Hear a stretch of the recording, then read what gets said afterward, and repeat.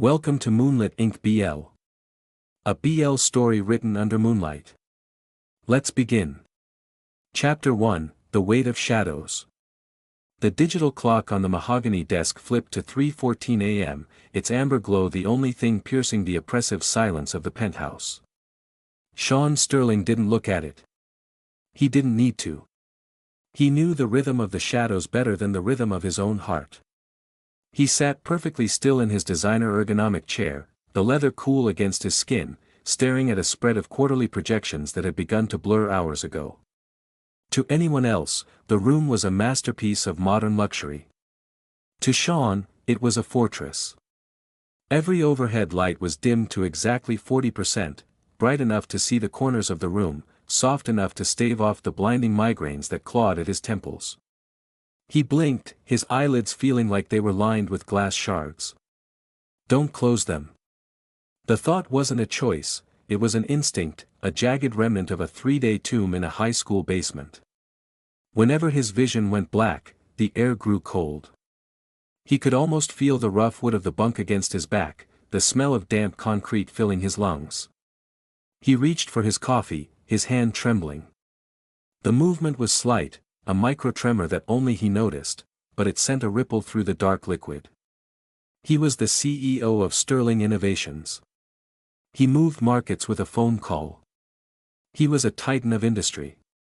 And yet, he was still that 17-year-old boy, terrified that if he let the world disappear for even a second, it would never come back. The hum of the HVAC system acted as his white noise, a mechanical heartbeat that proved the world was still turning. But tonight, the noise wasn't enough. The itch was back, that scratching at the base of his skull that told him he was fading. Just 2 more hours, he whispered, his voice raspy from disuse. The sun will be up in 2 hours. He forced his gaze back to the reports. The numbers were slipping. A projected 4% dip in the European sector. A delay in the silicon shipments. Normally, he would have analyzed these with surgical precision. Tonight, they were just ink on paper, dancing derisively under the artificial glow. His secretary, Sarah, had left a bottle of high-end melatonin on his desk with a post-it note, "Please, Sean. Just try." He looked at the bottle and felt a surge of cold resentment. Melatonin was a trap. To sleep was to surrender. To sleep was to enter the dark willingly, and Sean Sterling had spent a lifetime making sure he was never taken by surprise again. He stood up, the movement heavy and uncoordinated. He walked to the floor-to-ceiling windows overlooking the city. Below, the city lights of the metropolis flickered like fallen stars. He envied them. They could flicker and fade, but they were never truly alone in the black. Tomorrow was the conference in the neighboring city. A 3-hour drive. A sea of faces. A series of handshakes. He needed to be sharp. He needed to be the steel Sterling the media loved to profile. He pressed his forehead against the cool glass, closing his eyes for just a fraction of a second before snapping them open in a surge of adrenaline. His heart hammered against his ribs, a frantic, panicked bird. "I'm fine," he lied to the empty, brightly lit room. He wasn't fine. He was a man drowning in a sea of light, waiting for the one shadow he couldn't outrun to finally pull him under. He didn't know that in 48 hours, he would be trapped in a space smaller than his high school bunk. He didn't know that the dark was finally coming for him, and this time, it was bringing someone else with it. Chapter 2, Oxygen in the Dark. The convention took place in another city at a partner company. It was long, and Sean was already having a sensory overload from all the people talking, or rather, networking. After the long event, Sean finally got to go back to his hotel. The elevator was a marvel of glass and brushed chrome, a vertical bullet designed for efficiency. But to Sean, as the doors slid shut with a soft, expensive hiss, it felt like the lid of a casket being sealed. He stood in the corner, his knuckles white as he gripped the handle of his leather briefcase. Beside him stood a man he hadn't bothered to look at, someone in a casual jacket, smelling faintly of the crisp morning air outside. Sean kept his eyes fixed on the digital floor indicator. 12, 11. 10. Then, the world lurched. A violent shudder groaned through the steel cables. The floor beneath Sean's feet dropped a terrifying inch before a mechanical shriek echoed in the shaft. The lights flickered once, twice, and then died. The silence that followed was absolute. The darkness was worse. It wasn't just the absence of light, it was the weight of it. For Sean, the darkness had a physical mass. It pressed against his chest, stealing the air from his lungs. The brushed chrome walls vanished, replaced by the memory of rough, splintering wood and the smell of stagnant earth. "Hey," a voice drifted through the void. It was calm, grounded. Power must have tripped. "You okay over there?" Sean couldn't answer. His throat had constricted into a tight, dry knot. He dropped his briefcase, the sound of it hitting the floor felt like a gunshot in the tiny space.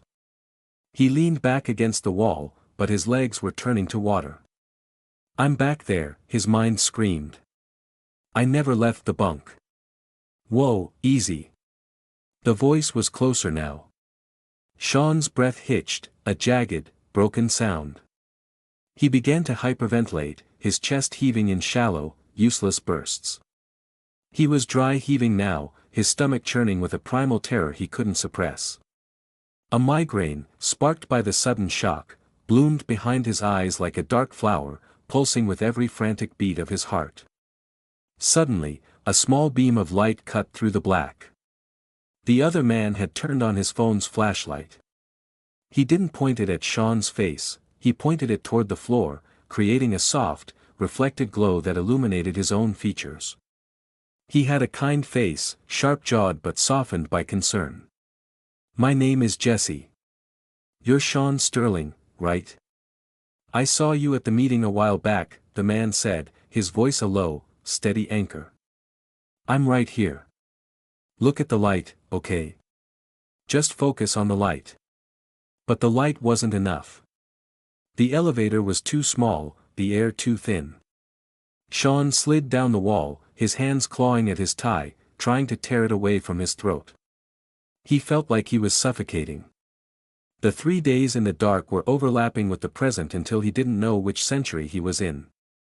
I can't." Sean choked out, his voice a pathetic whimper. Jesse knelt in front of him. He saw the way Sean was trembling, a violent, rhythmic shuddering that looked like a seizure of the soul. He tried talking about the weather, about the conference, about anything to bridge the gap, but Sean was gone, lost in a high school nightmare. "Mr. Sterling, I'm going to touch you, okay? I'm right here." In a last-ditch effort to break the panic, Jesse moved forward. He didn't just reach out, he pulled Sean into a firm, grounding hug. Sean stiffened, his mind registering a foreign intrusion. But then, Jesse's arms wrapped around him completely. One hand came up to cup the back of Sean's head, pulling it into the crook of Jesse's shoulder, while the other began a slow, rhythmic patting on his back. "Breathe," Jesse whispered into his hair. "I've got you. You aren't alone in the dark. I'm right here." The effect was instantaneous and baffling. The scent hit Sean first. It wasn't the sterile, metallic smell of the elevator or the dusty memory of the bunk. It was sandalwood. It was rain-washed cedar. It was something alive. Sean's trembling didn't stop, but it changed. He slumped into Jesse, his forehead resting against the man's collarbone.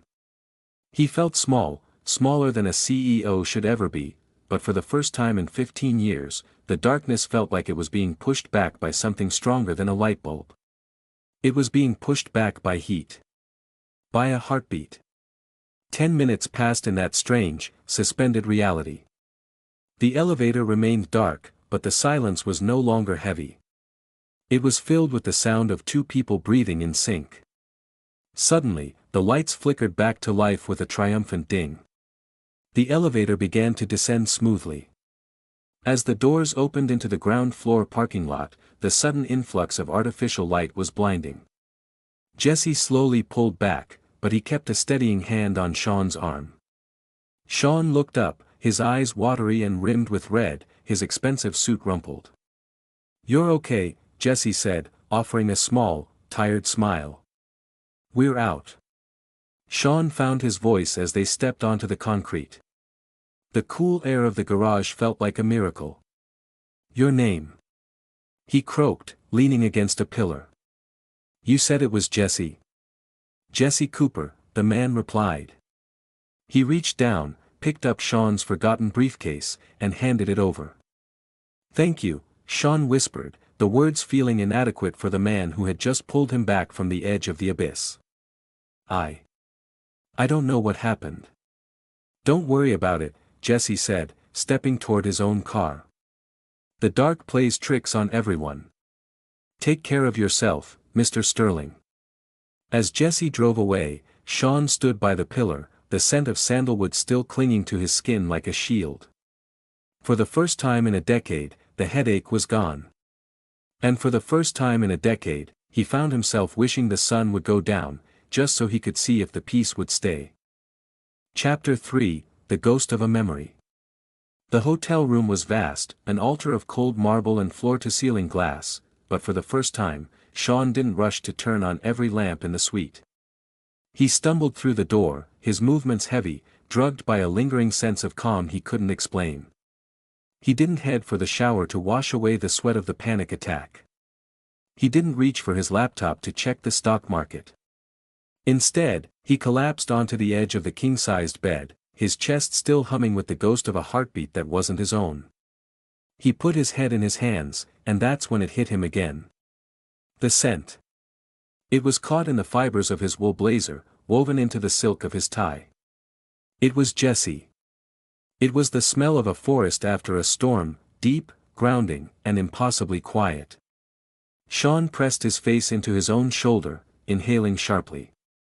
His lungs, which had felt like they were made of lead in the elevator, finally expanded to their full capacity.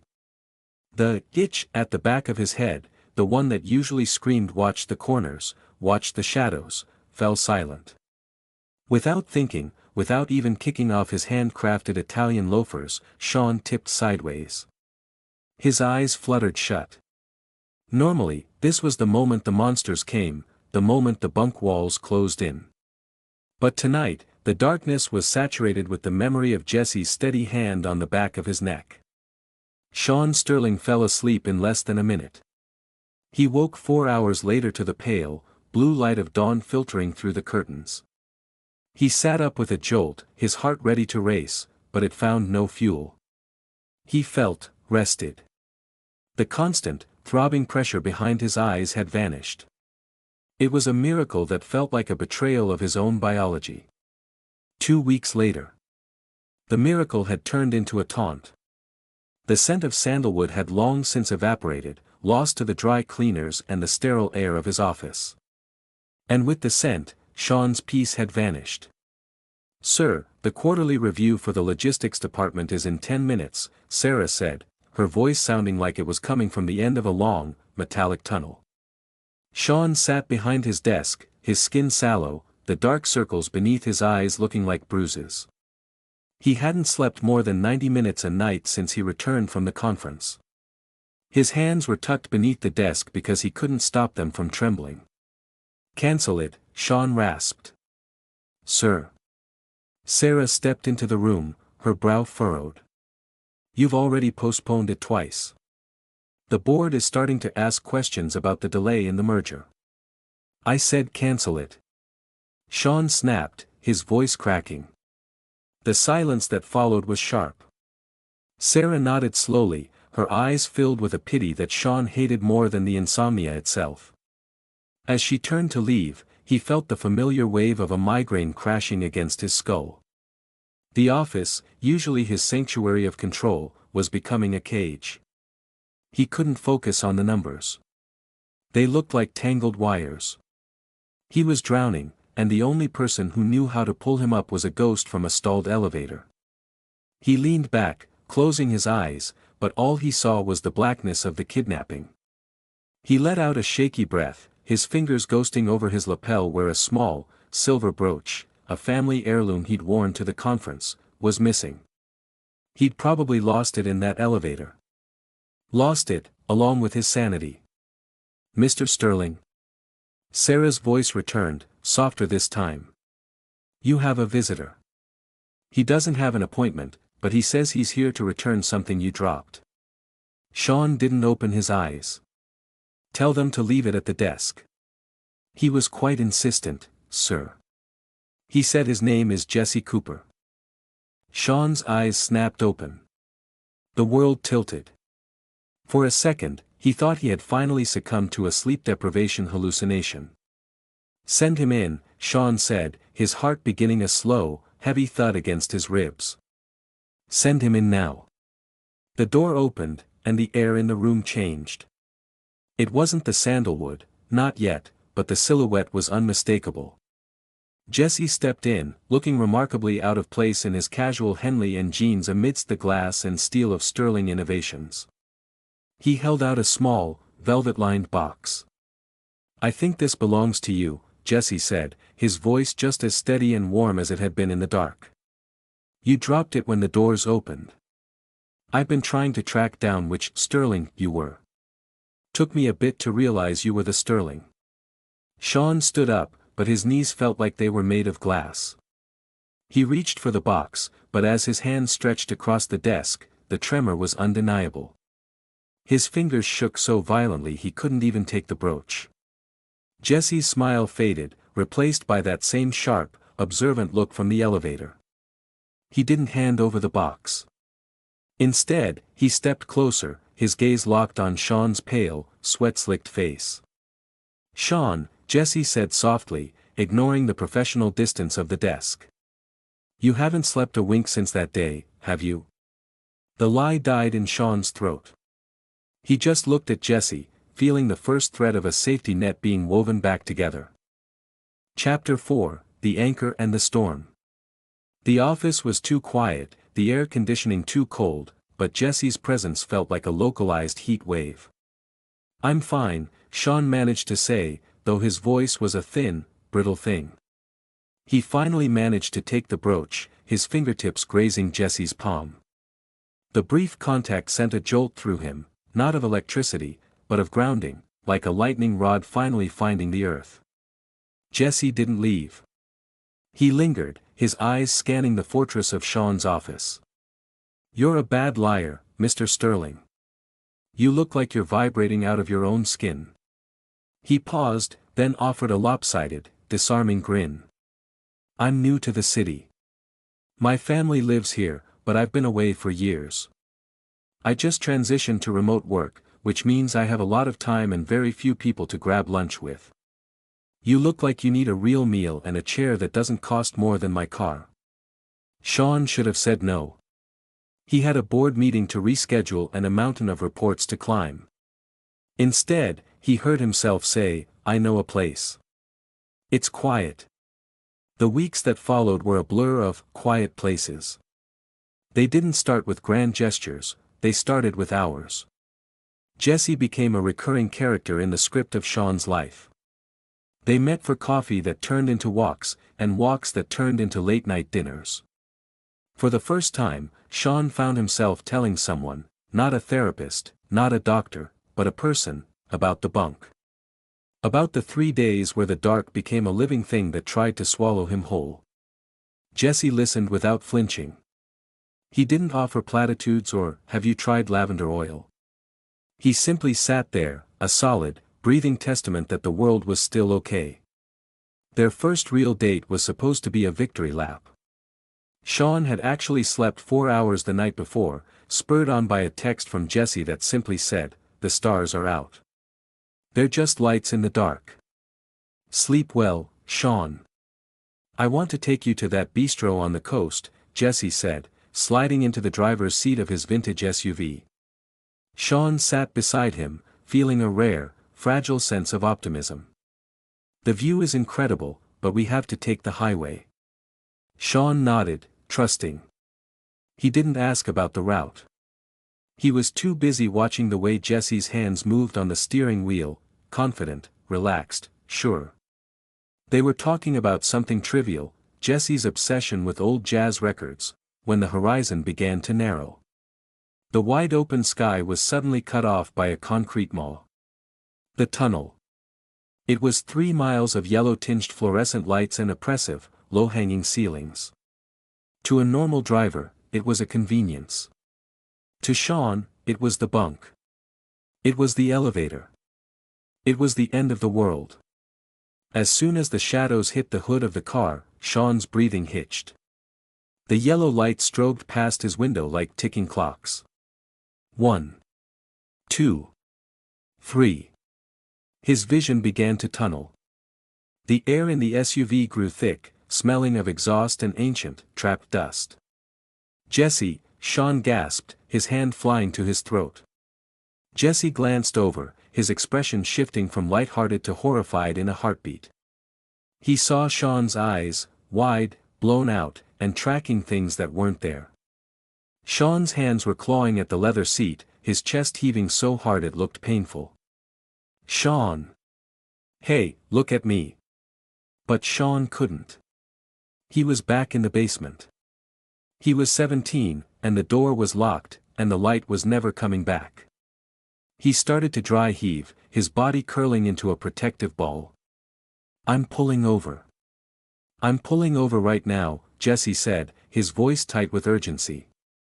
He navigated the car to the narrow emergency curb inside the tunnel, the roar of passing traffic sounding like a crashing ocean. The car hadn't even fully stopped before Jesse was unbuckling and leaning over the center console.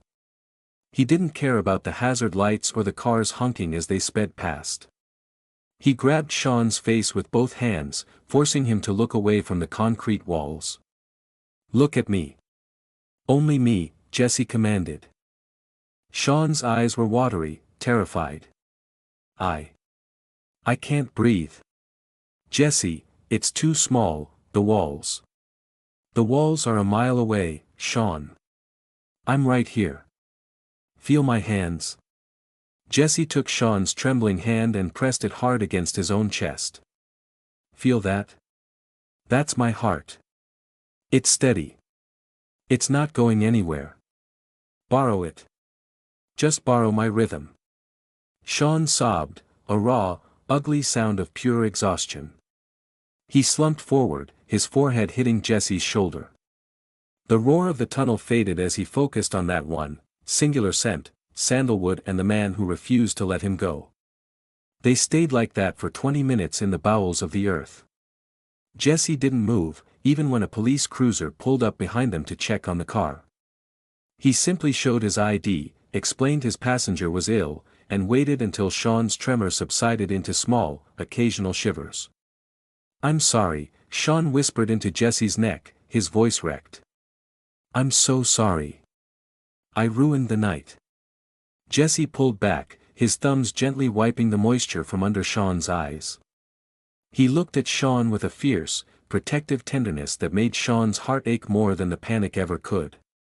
"You didn't ruin anything," Jesse said firmly. "I made a mistake. I didn't think about the route. That's on me." He put the car in gear, checked the mirrors, and at the first possible exit, he pulled a sharp U-turn. "Where are we going?" Sean asked weakly. "The long way," Jesse replied, reaching across the console to interlock his fingers with Sean's trembling ones. "The way with the streetlights and the open sky. We have all night, Sean. And I'm not letting go of your hand until we're under the stars again." Chapter 5, Deterioration.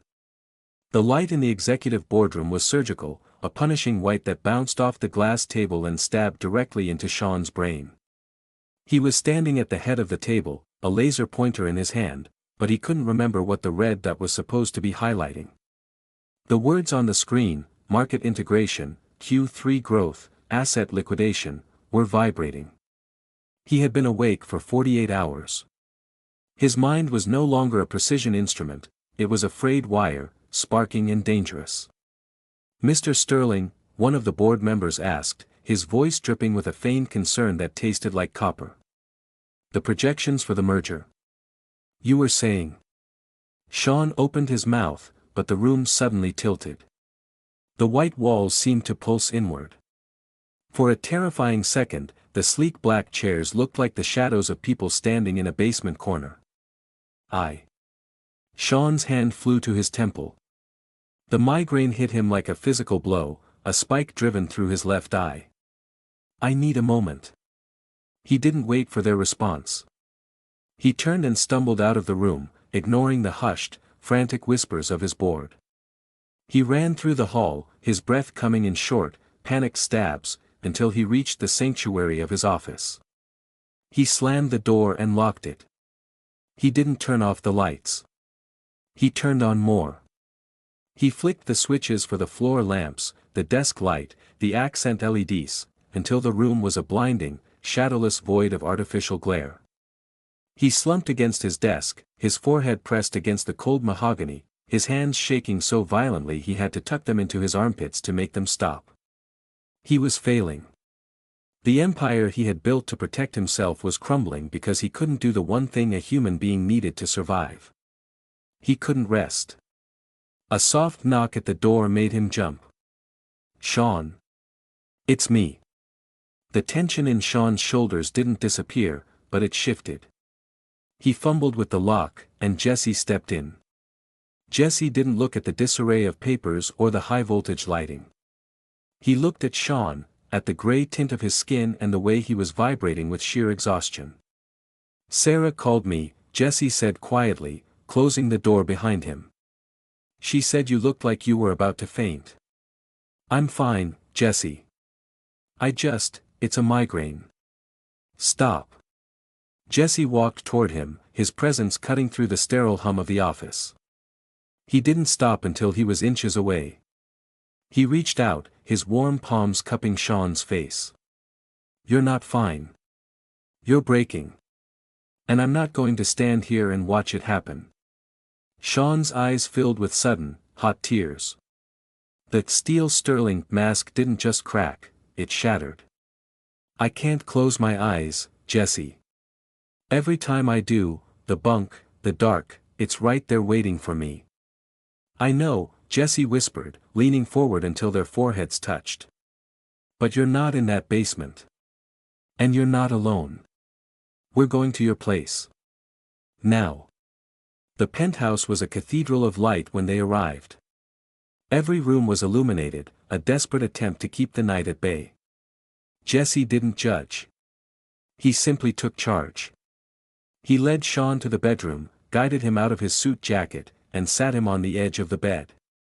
He went to the kitchen and returned with a cup of herbal tea, the steam carrying the scent of chamomile and honey. Drink, Jesse commanded gently. Sean drank, his teeth chattering against the ceramic. As the warmth spread through him, Jesse began to move around the room. He didn't turn off the lights, not yet. He just dimmed them, one by one, watching Sean's reaction. Jesse, don't, Sean pleaded, his voice small. Please. I'm right here, Jesse said, walking back to the bed. He didn't go to the guest room. He didn't head for the sofa. He sat down right next to Sean and kicked off his shoes. I'm staying. Right here. On top of the covers, if that's what you need. But I'm not leaving you in the dark. Jesse reclined against the headboard and opened his arms. It was an invitation, a silent promise of a harbor. Sean hesitated for only a second before he practically collapsed into Jesse's chest. He buried his face in Jesse's neck, the scent of sandalwood acting like a sedative. Jesse's arms wrapped around him, solid and unyielding. One hand began that slow, rhythmic patting on Sean's back, while the other stroked through his hair. Close your eyes, Sean, Jesse whispered. If the shadows come, they have to get through me first. And I'm a lot tougher than they are. For the first time in 15 years, Sean felt his eyelids grow heavy without the accompanying spike of terror. He was exhausted, utterly, completely spent, but as he drifted, he didn't feel the cold of the bunk. He felt the warmth of a man who had become his gravity. He slept for 6 hours. And for the first time, he didn't dream of the dark. He dreamed of rain-washed cedar and the sound of a steady heartbeat. Chapter 6, Facing the Void. The penthouse had transformed from a sterile fortress into something softer. It had been 3 weeks since Jesse had unofficially moved in, and the sharp, fluorescent edges of Sean's life were beginning to blur. There were now books on the coffee table that weren't about venture capital. There was the smell of actual coffee in the mornings, and the low, melodic hum of Jesse's jazz records playing in the background. But the most significant change was the light. Under Jesse's patient guidance, the blinding glares had been replaced by warm ambers and soft shadows. Sean was sitting on the oversized velvet sofa, his head resting in Jesse's lap. He was watching the way the city lights flickered outside, but he wasn't tracking them like a lifeline anymore. He was focused on the way Jesse's thumb was tracing small, absent-minded circles on his temple. "You're thinking again," Jesse murmured, his voice a low vibration that Sean felt in his own chest. "I can hear the gears grinding from here." Sean let out a long, shaky breath. "I was just thinking about how much time I wasted. 15 years of fighting a war against the sun setting. And now. And now. And now, when the sun goes down, I just look forward to you coming over," Sean admitted, his voice barely a whisper. He shifted, looking up at Jesse. The migraine that had dogged him for a decade was a dull, distant memory. "But I'm still a coward, Jesse. I still need the lamp on the nightstand. I still need the hall light." Jesse stopped his movement, his gaze dropping to Sean's. His eyes were dark, filled with a quiet, revolutionary kind of tenderness. "You're not a coward, Sean. You're a survivor. But surviving isn't the same as living." Jesse sat up, pulling Sean with him until they were sitting face to face in the dim glow of the living room. "I want to try something. Only if you're ready. Only if you trust me." Sean felt the familiar prickle of anxiety at the back of his neck, but he looked at Jesse, really looked at him, and the fear didn't stand a chance. "I trust you with my life. You know that." "Then let me be the light tonight," Jesse said. He reached out and took Sean's hands, pulling him toward the master bedroom. Usually, the room was bathed in the warm glow of 4 different lamps. Tonight, Jesse led him to the bed and sat him down. "I'm going to turn them off, Sean. All of them." Sean's heart hammered a frantic rhythm against his ribs. The old instinct to bolt, to scream, to find a flashlight, surged up in his throat. But then Jesse moved into his space. He crawled onto the bed, pulling Sean into his lap, wrapping his arms around him in that same anchor hug from the elevator. "Close your eyes first," Jesse whispered into his ear. Sean obeyed, burying his face in Jesse's neck, breathing in the sandalwood and the warmth of his skin. He felt Jesse reach for the remote on the nightstand. Click. The silence that followed was heavy. Even with his eyes closed, Sean could feel the shift in the room. The light that usually bled through his eyelids was gone. It was just black. Total, unyielding black. The panic rose like a tide. His breath hitched, his fingers digging into Jesse's forearms. He felt the bunk. He felt the cold. He felt the end. "I'm right here," Jesse's voice cut through the void. It wasn't a shout, it was a steady, rhythmic pulse. "Concentrate on my heart, Sean. Listen to it. It's the only thing in the world right now." Sean pressed his ear to Jesse's chest. Thump thump. Thump thump. He focused. He poured every ounce of his shattered nerves into that sound. And slowly, the miracle happened. The darkness stopped feeling like a physical weight pressing him into the earth. It started to feel like a blanket. Because Jesse was there, the dark wasn't empty. It wasn't a hole. It was a space they were sharing. Sean's muscles gradually uncoiled. The trembling that had defined his existence for 15 years slowed, then stopped. He realized he was breathing deeply, real, lung-filling breaths, in the middle of the pitch-black room. "Jesse," Sean whispered, his voice thick with emotion. "I've got you," Jesse replied, his grip tightening just a fraction. See? The dark didn't win. You're still here. I'm still here. Sean pulled back just enough to find Jesse's face in the gloom. He couldn't see him clearly, but he could feel him. He could feel the heat of his breath and the safety of his presence. I feel safe, Sean confessed, the words tasting like freedom. For the first time since I was 17. I feel safe in the dark because of you. Jesse didn't say anything. He didn't need to. He leaned in, his lips finding Sean's in the shadows. It wasn't a tentative kiss, it was a desperate, passionate claim, a seal on a promise that the night would never be a lonely place again. Chapter 7, The Heart's Sanctuary. The sun rose over the city skyline, but for the first time in Sean Sterling's adult life, the dawn wasn't a rescue, it was just a new day. He woke slowly, the transition from sleep to consciousness no longer a violent jolt of adrenaline. He was lying on his side, his body heavy and warm. The room was flooded with the soft, golden light of morning, but the lamps on the nightstands were cold, their bulbs dark. He had made it through the night. Beside him, Jesse was still asleep, a lock of dark hair falling over his forehead, his expression peaceful and utterly untroubled. Sean stayed still, watching the rise and fall of Jesse's chest. He felt a profound sense of stillness, a quietness in his soul that he hadn't known since before that high school basement changed the trajectory of his life. The steel Sterling, who terrified his competitors and spent his nights pacing under fluorescent lights, was gone. In his place was a man who had finally learned how to rest. Jesse stirred, his eyes fluttering open. When they landed on Sean, a slow, sleepy smile spread across his face.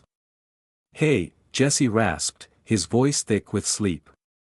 "How did you sleep?" 8 hours, Sean said, the number sounding like a holy incantation. "No lights. No dreams. Just peace." Jesse reached out, his hand sliding behind Sean's neck to pull him close. "I told you. The shadows don't stand a chance against us." The weeks turned into months, and the transformation of Sean Sterling became the talk of the corporate world. He was still a titan, sharper and more effective than ever, but the manic edge had softened. He no longer barked orders at 3 in the morning. He no longer arrived at the office with eyes bloodshot from a 1,000-yard stare. One evening, they sat on the balcony of the penthouse, the city lights twinkling below like a sea of diamonds. The sun had long since dipped below the horizon, and the sky was a deep, velvety indigo. Sean leaned against the railing, a glass of wine in his hand, looking out into the vastness of the night. He felt Jesse step up behind him, wrapping his arms around Sean's waist and resting his chin on Sean's shoulder.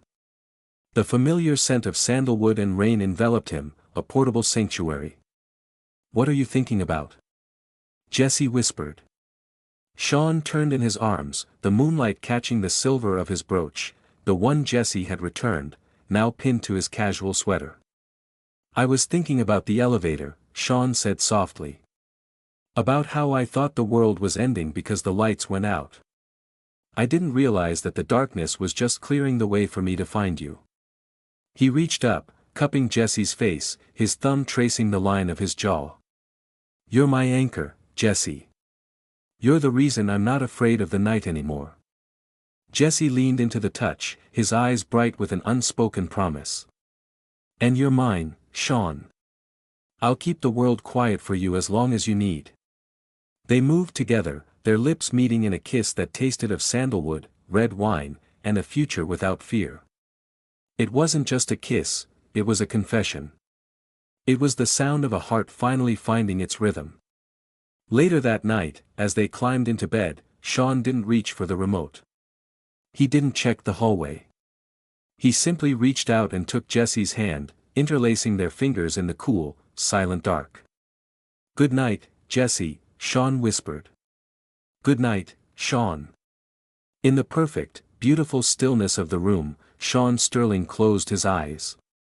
He wasn't afraid of the dark anymore. He was exactly where he was meant to be. The end.